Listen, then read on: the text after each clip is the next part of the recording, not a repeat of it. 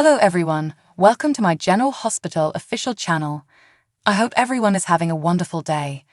Before we begin, please hit the subscribe button and give this video a thumbs up.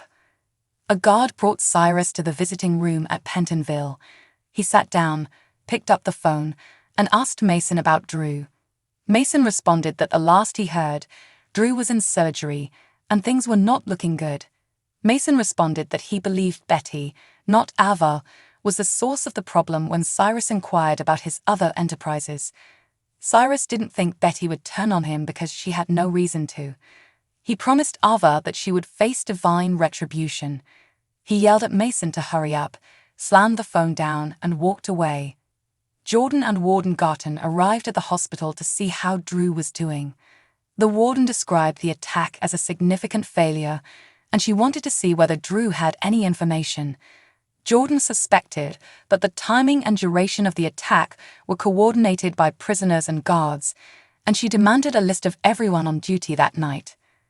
Carly sat by Drew's unconscious bedside, holding his hand. She pledged that she would get him out of Pentonville. Deanna came in and informed Carly that Drew would most likely remain unconscious for the rest of the night. Carly inquired as to how he was doing. "Pretty good," a raspy voice murmured, and the women were surprised to see Drew awake. Deanna encouraged him not to overexert himself and departed to notify a doctor. Carly expressed how difficult it had been to see him in that light, given that he was only in prison because of her. When Jordan and Warden Garton entered the room, Carly slammed the warden for the attack. Carly was told by the warden that she was there to assist with the case of getting Drew out of prison because he didn't belong there. Jordan claimed that they were doing everything they could with Diane's assistance. Carly asked Jordan if Drew could receive a medical exemption so he wouldn't have to return, and Jordan said they were looking into it. The warden swore to do all in her power to prevent it from happening again, and she and Jordan left. Drew pointed out that they were alone together, and Carly slipped into bed next to Drew. Jordan and Warden Garton hoped for Drew's retrial and justice. The warden left after promising to assist in any manner she could. Jocelyn, Avery, and Donna were playing with water guns in the kitchen at Carly's. Just then, Ava walked in and was sprayed in the face. Jocelyn handed Ava a towel and directed the girls upstairs to prepare for dinner. Ava explained that she was only stopping by to say goodnight to Avery. She inquired about Drew, but there was no news. She went on to say that Drew didn't deserve what had happened to him, especially after everything he'd done to help Trina in Greenland. Jocelyn walked upstairs to check on the girls, thinking Trina was lucky to have Ava. Spencer and Trina kissed as they entered their New York City hotel room. He said that he needed to go pick up their performance tickets and check on a few other things he had planned for them. He kissed her and then walked away. Trina left a voicemail for Portia, informing her that they'd arrived safely. She came from the restroom a short time later, dressed comfortably. She chose to video call Jocelyn, who answered the phone outdoors. Trina took Jocelyn about the suite and waxed poetic about the flight. "He's got game," Jocelyn acknowledged. She checked in with Trina to make sure she was well, and Trina affirmed that she and Spencer were in a good place. She hung up after promising to call Jocelyn later. Spencer had just returned and informed Trina that everything was going as planned for them. A knock on the door was followed by a spread of champagne, candles, flowers, and a charcuterie board on a table in front of them. He poured the champagne and expressed his gratitude as she was able to accompany him.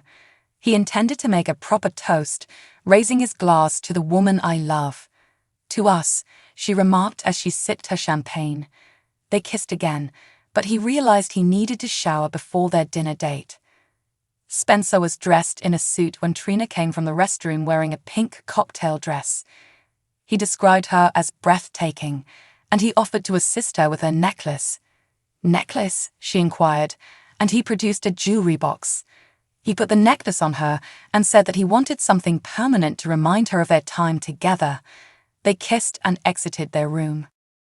Jocelyn returned to the kitchen after speaking with Trina on the phone, and she invited Ava to join her for dinner. Ava gladly accepted. When Ava returned to the kitchen after supper, Jocelyn was on the phone with Dex, discussing Drew. Jocelyn hung up the phone, and Ava reported that the girls were ready for Jocelyn's promised bedtime tale. When Ava inquired about Drew, Jocelyn stated that he had awoken. Jocelyn thanked Ava for her presence, and Ava responded that she'd intended to make things more normal for the girls. Ava admits to hearing Jocelyn on the phone with Dex and wondered how it felt to have a boyfriend who worked for Sunny. Aside from her previous experience with a father who did not work inside the law, she was concerned about Trainer. She went on to say that she and Jocelyn probably had more in common than Jocelyn realized. She left after ensuring that Jocelyn was taking care of herself. Once outside, Ava informed Nina that Drew had awakened, so Nina wouldn't have to live with the guilt of his death. Gladys told Sasha that if she didn't confess and testify against Dr. Montague, Sunny would really kill her. Gladys ultimately agreed to do whatever Sasha requested when Sasha reminded her of all the nasty things she'd done to Sasha. Gladys was encouraged by Sasha to confess to the police and not tell anyone she'd seen Sasha. Gladys exited the flat and pulled out her phone. She informed someone that she had information on a fugitive who had escaped. Later, Sasha opened the door to find 2 officers waiting to lead her back to Ferncliff. She cried that she couldn't return and wanted to know why Gladys had arrested her. Dante accompanied Dr. Montague into the questioning room of the PCPD for a statement. Cody was let out just then, and he peered into the questioning room. When Mac arrived, Dante began recording the interview. Montague described finding Cody in the room of a vulnerable patient when Cody knocked him out and stole his things. Dante took out an evidence bag containing a bottle of tablets and wondered what they were. Montague assumed Cody was the one supplying Sasha with narcotics. Dante thanked him for his help and escorted him out of the room. "You're letting him go," Cody yelled and leaped at Montague. Dante and another cop yanked Cody away from the doctor, and Mac told the officer to take Cody to a jail. Just then, Sasha and Gladys came, and Cody demanded to know what Gladys had done. Dante wanted Sasha to return to Ferncliff, but she and Cody both screamed that she couldn't. Dante reassured Cody that it was only a temporary situation. Cody pledged to get her out in some way, and she was led out by Dante and the officers who had arrested her. Gladys answered that she was just trying to help her poor daughter-in-law. Mac thanked Gladys for calling. Cody told Mac not to trust Gladys since she was the one behind everything. He advised Mac to investigate Gladys' actions. Mac informed Cody that it would only be a matter of time before they could get Sasha out through the correct methods. Gladys entered the interrogation room, and Montague followed. She was furious at him for what he'd done to Sasha. He vowed to personally see to it that Sasha was taken care of in Ferncliff, and then he went. Sasha was brought to her room at Ferncliff by an orderly who was followed by Dante, who promised to get her out. As the orderly began to detain Sasha, she yelled about how she didn't belong there. Dante questioned whether it was essential, but the orderly said it was on Sasha's intake orders. The orderly shoved Dante out of the room and slammed the door shut, but he still restrained her. She grieved alone on her bed a little time later. Montague peered in through the glass on her door, and she was scared when she saw him. So what do you guys think about this update? Let me know in the comments below. And if you like my videos, please press like and subscribe for more. I'll see you guys next time.